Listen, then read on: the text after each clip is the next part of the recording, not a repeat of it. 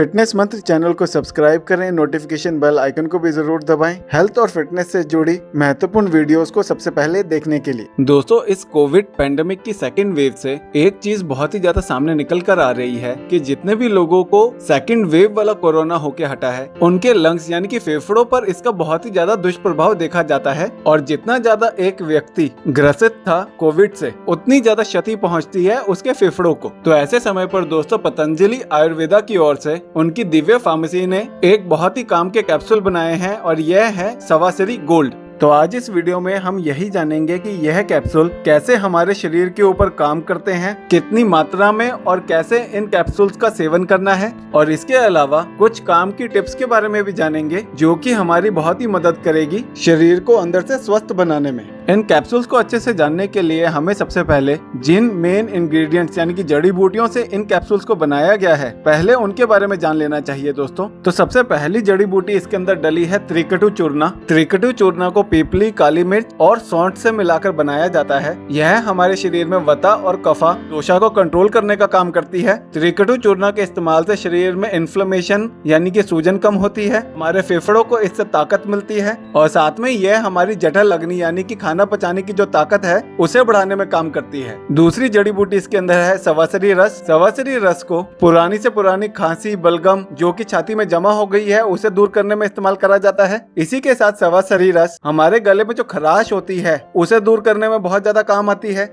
तीसरी जड़ी बूटी इसके अंदर है सीतोपालादी चूर्णा। सीतोपालादी चूर्णा एक बहुत ही बढ़िया इम्यूनो मॉड्यूलेटर है, यानी कि यह हमारे शरीर में इम्यून सिस्टम को मजबूत बनाने का काम करता है।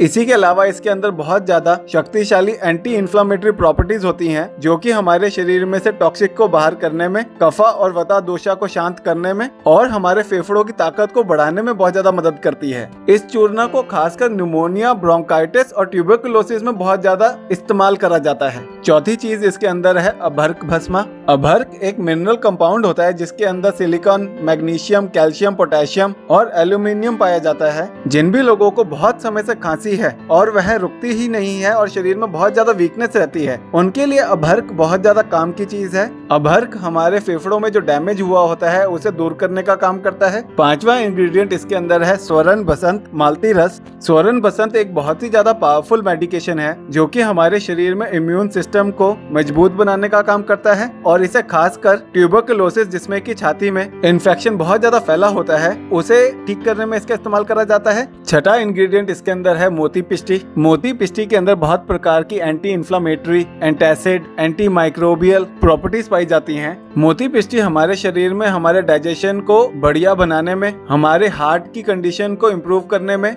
और साथ में एक व्यक्ति के एंजाइटी और डिप्रेशन को दूर करने में बहुत ज्यादा काम आती है। और आखिरी इंग्रेडिएंट इसके अंदर है गोदांती भस्मा। गोदांती हमारे शरीर में सूजन को कम करने में, अगर किसी व्यक्ति को बुखार आ रहा हो तो उसको उतारने में, शरीर में से अकड़न, दर्द और कमजोरी को दूर करने में इसका इस्तेमाल करा जाता है। इसके इस्तेमाल से हमारे फेफड़ों की क्षमता में इजाफा होता है। तो अगर एक सार में बोला जाए दोस्तों, सवासरी गोल्ड कैप्सूल जो हैं, यह कोविड के समय और पोस्ट कोविड रिकवरी में बहुत ज्यादा हमारे काम आते हैं। इनका सेवन करने से अगर हमारी छाती में कफ हो, इनके अंदर डली जड़ी बूटियों की मदद से हमारा शरीर उस कफ को बाहर निकालने का काम करता है। जिन भी लोगों को गले में खराश रहती है, इसके इस्तेमाल से वह भी दूर होती है। जैसे कि हम जानते हैं कि कोविड का सबसे ज्यादा असर ही है वह फेफड़ों पर पड़ता है और उसमें निमोनिया होने के चांसेस बहुत ज्यादा बढ़ जाते हैं। तो ऐसे में यह कैप्सूल उसकी मेडिकल कंडीशन को इम्प्रूव करने में बहुत ज्यादा मदद करते हैं। मुझे पर्सनली कोविड होके हटा है और मैं भी इन कैप्सूल्स का इस्तेमाल कर रहा हूँ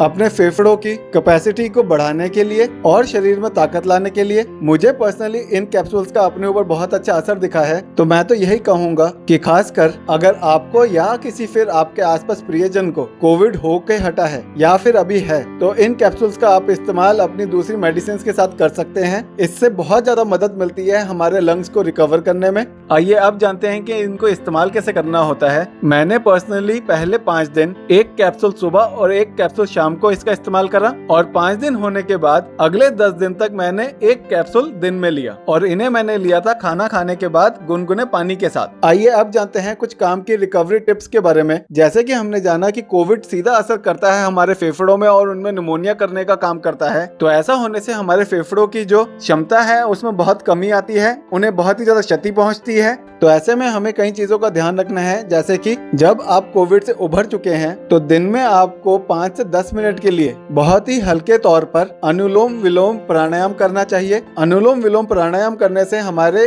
फेफड़ों की जो सांस लेने की क्षमता है वह बढ़ती है। दूसरी चीज कि आपको दिन में 10 गिलास पानी तो जरूर पीना चाहिए, और जहां तक हो सके दोस्तों पानी को थोड़ा सा गर्म करके पिएं। पानी को गर्म करने से हमारे डाइजेशन और लंग्स के ऊपर इसका बहुत ज्यादा अच्छा असर पाया जाता है। थोड़ा सा गर्म गुनगुना पानी पीने से हमारे फेफड़ों में जो भी बलगम जमा हुई होती है शरीर को उसे बाहर निकालने में बहुत मदद मिलती है। इसी के अलावा ज्यादा पानी पीने से हमारे शरीर में जितना भी टॉक्सिक जमा हुआ होता है वह भी यूरिन के थ्रू शरीर से बाहर निकल जाता है। तीसरी टिप, दिन में करीब 10 से 15 मिनट की योगा अभ्यास भी जरूर करें। कोविड के बाद शरीर में बहुत ज्यादा वीकनेस आ जाती है और हमारे मसल्स जो हैं वह सारे अकड़ जाते हैं और उनमें दर्द होना शुरू हो जाता है। जब एक व्यक्ति योगा अभ्यास करता है तो इससे हमारे शरीर में लचीलापन बढ़ता है और साथ में सबसे इम्पोर्टेंट हमारे शरीर में ब्लड सर्कुलेशन जो है वह इम्प्रूव होता है, जिसकी वजह से सारे बॉडी ऑर्गन्स तक ऑक्सीजनेटेड ब्लड पहुंच पाता है। चौथी चीज, अपने खाने में उन खाद्य पदार्थ को खाएं जो कि हमारे शरीर से इन्फ्लेमेशन यानी कि सूजन को कम करने का काम करते हैं, और ऐसे खाद्य पदार्थ हैं लहसुन, अदरक, अनानास, नींबू, संतरा। इनका इस्तेमाल जरूर करें। और सबसे आखिरी में दोस्तों, रोजाना रात को 8 से 9 घंटे की क्वालिटी स्लीप तो आपको जरूर लेनी है। हम जितना मर्जी अच्छा खाना खा लें और जितनी मर्जी अच्छी एक्सरसाइज कर लें, पर हमारी बॉडी जो है वह अपने आप को सारा रिपेयर का काम जो करती है वह रात को डीप स्लीप के अंदर ही करती है। इसीलिए